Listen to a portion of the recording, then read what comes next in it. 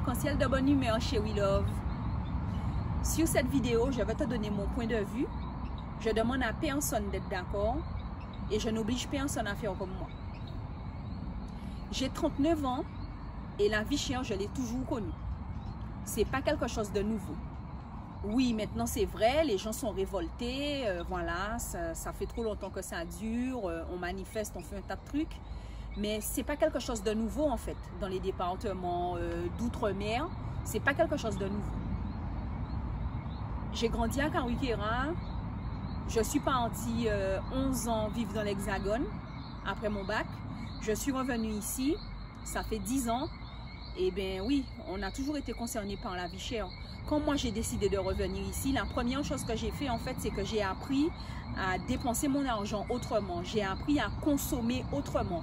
Parce que je savais déjà qu'il y allait avoir ce problème-là en fait, arriver ici, cette histoire de vie chère. On peut vivre ici et modifier au maximum notre façon de dépenser notre argent, notre façon de consommer pour ne pas être impacté par la vie chère. C'est quelque chose qui est possible. Les gens qui vont dire que la solution c'est d'aller vivre en France et de venir ici en vacances, je ne suis pas d'accord parce qu'en fait, si tu veux vraiment vivre ici, ben, pourquoi tu n'aurais pas ta place en fait?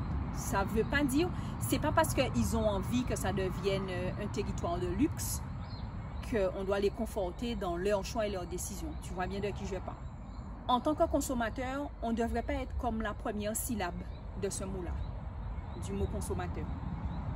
Quand on consomme, justement, on devrait établir des stratégies, s'organiser dans notre façon de consommer pour que ça soit agréable pour nous, en fait. On ne peut pas vivre en ayant la corde au cou. C'est vrai, c'est difficile d'éviter les dépenses superflues, d'arrêter de faire des achats compulsifs. Ça ne se fait pas du jour au lendemain. Mais la solution, en fait, c'est qu'il y a des moyens. Il existe de plus en plus de moyens pour s'éduquer dans notre façon de consommer et de dépenser l'argent. Donc, c'est des choses auxquelles tu peux avoir accès pour pouvoir déjà changer ça chez toi ou le modifier si ce n'est pas le cas. Ben, moi, tous les jours, je travaille à m'éduquer, en fait, pour ne pas subir cette histoire de vie chère. Chaque jour, chaque seconde, quand je dépense mon argent. Après, il y a plusieurs solutions contre la vie chère. Il y a l'entraide, il y a la solidarité. On peut aussi s'organiser entre nous. Quand je dis entre nous, on n'est pas obligé d'être 25, d'être 30. Si on est 5, si on est 6, c'est déjà bien en fait. Même 2 pour commencer. Enfin, on peut s'organiser entre nous. Et puis la dernière, eh bien, comme je disais, c'est de s'éduquer. Et ensuite d'éduquer les gens autour de nous. Forcément, ça va nous aider pour sortir dans ce schéma de vie chère. Même si on peut payer le caddie, ce qu'on doit comprendre, c'est à qui bénéficie l'argent, enfin les bénéfices à qui ça va aller. Et la deuxième chose, c'est que oui, même si on peut payer le caddie, est-ce que ce qu'il y a dans le caddie nous maintient en bonne santé? Donc, à partir de là, quand tu as répondu à ces deux questions, ben, tu te rends bien compte en fait que l'objectif, c'est de manger un maximum ce qui est produit sur place. Tu vas me dire oui, mais je veux changer d'alimentation, je veux varier mon alimentation, je ne veux pas manger tout le temps les mêmes choses, mais il n'y a pas de problème. Ça n'empêche que tu peux aller au supermarché le moins souvent que possible ou dans les hypermarchés le moins souvent que possible et t'organiser autrement pour manger mieux en plus. Ça te permettra d'être en meilleure santé et de dépenser de manière à ce que ça puisse vraiment développer l'économie et nous aider en fait dans notre fonctionnement avec la façon qu'on dépense l'argent. Pour parler de vie chère, je veux aussi parler de toutes les manifestations, tous les barrages, tous les trucs. Marcher dans les rues, ça ne va rien résoudre.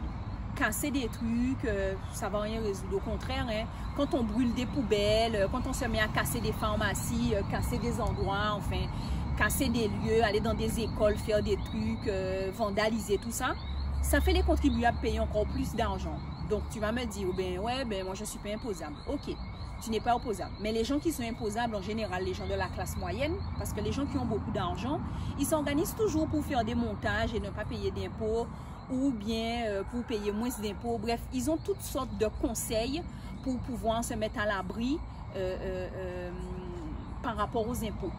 Donc oui, c'est encore nous, la classe moyenne, qui payons, c'est nous qui trinquons. Donc c'est bien de faire tout ça, de manifester sa colère, mais je pense que toute cette énergie-là, ce serait mieux même, au lieu de vouloir exprimer sa colère, tout ça, parce qu'il faut s'exprimer, je comprends, mais c'est quand même mieux de conserver cette énergie-là pour établir une stratégie et voir comment on peut consommer, on peut dépenser, on peut être bien, on peut vivre une vie confortable, mais de manière stratégique en fait, sans avoir à faire aux forces de l'ordre, sans avoir à faire à des interpellations, des trucs et tout. Parce que ce sera encore nous qui serons privés de structures médicales pour nous recevoir.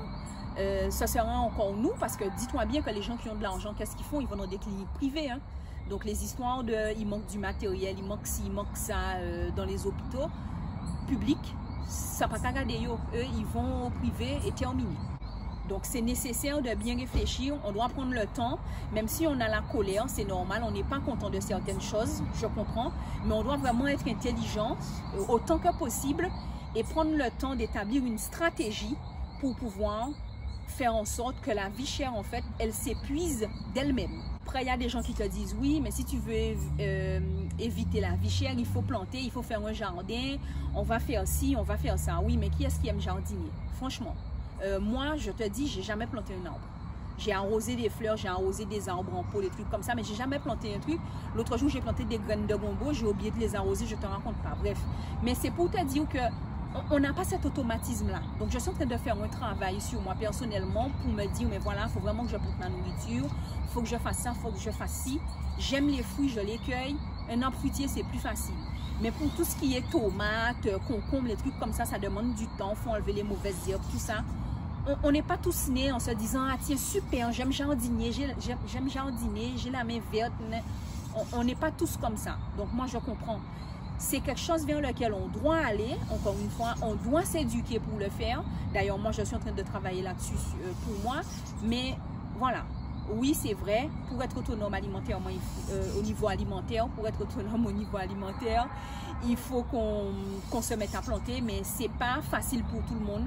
Donc, chacun fait sa part, chacun fait à sa guise. J'ai commencé à planter aussi des arbres fruitiers en pot. Donc, il y a plein de petites choses qu'on peut faire. Je t'encourage aussi de ton côté à mettre en place des petites choses pour ton autonomie alimentaire. Même si c'est du persil, même si c'est des tomates, même si c'est du thym, commence à planter quelque chose. Voilà, moi-même, je vais m'y mettre. Prochaine vidéo, je te montrerai un petit truc qui a poussé, mais il faut vraiment qu'on fasse le travail et qu'on s'encourage les uns les autres pour aller vers cette autonomie alimentaire. Parce que ça ne se fait pas comme ça, voilà. Encore une fois, tout est une question d'éducation.